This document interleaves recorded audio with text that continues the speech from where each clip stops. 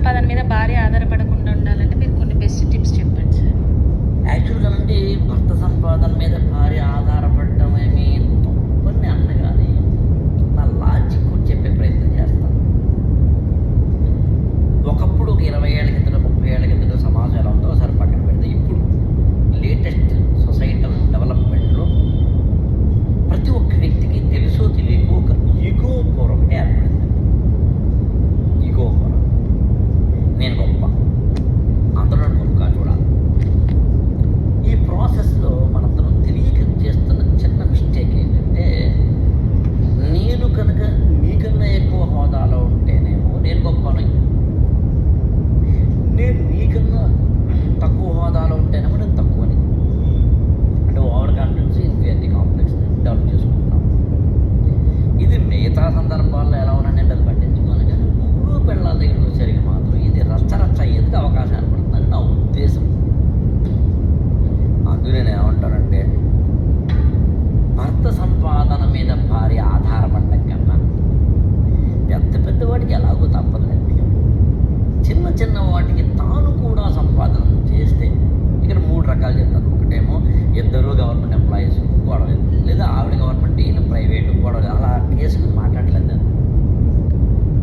ఇద్దరు ఏదో కలిసి బిజినెస్ చేసుకుంటారు, దాన్ని మాట్లాడలేదు. ఆమె సంపాదించకపోయినా ఆయనే పట్టించుకోడు, పాప దాందే ఉంది అని చెప్పి వచ్చిన సంపాదన ఆమె చేతిలోనే పెడతాడు, అది గొడవలేదు. నేను ఇక్కడ మాట్లాడుతుంది ఎవరి గురించి అంటే, ఒక థిన్ లేయర్ ఉంటుంది.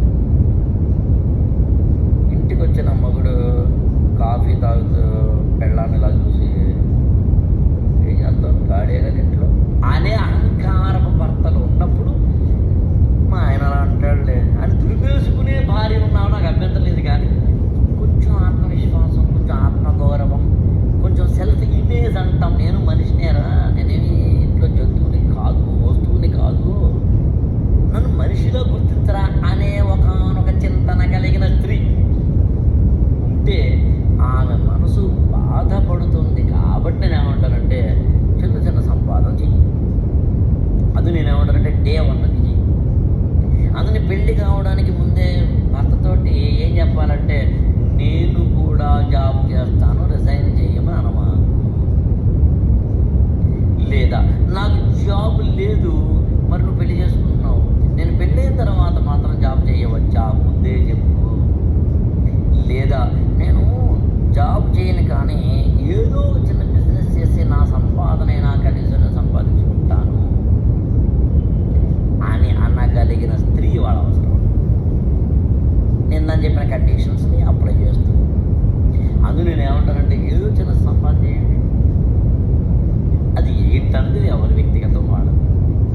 బోర్డు ఉన్నాయండి సంపాదనా మార్గాలు, ధర్మబద్ధంగా, చట్టబద్ధంగా, న్యాయబద్ధంగా 100 ఉన్నాయండి. 100లాది ఇవాళ అందులో పెరిగిందండి.